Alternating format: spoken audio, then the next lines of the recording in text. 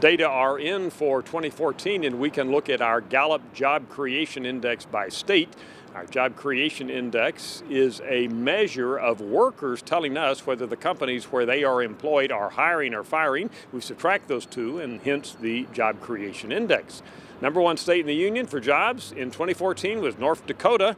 Their Job Creation Index was 36. They had 48% of workers in North Dakota we interviewed last year said that their companies or place of employment were hiring. That's as opposed to only 12% who told us that their companies were firing. Do the math, and that ends up a plus 36, and that makes North Dakota the best state in the country for jobs, at least based on this index.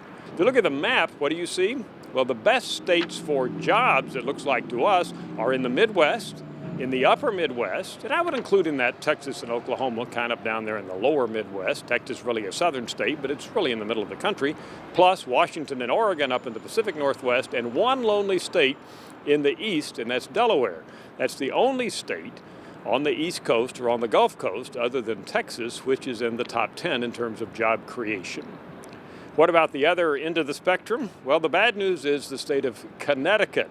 Their Job Creation Index comes in at a 16, well less than half of the index for North Dakota. Other states in the bottom 5 for our Gallup Job Creation Index: Alaska, New Mexico, West Virginia, and Maine.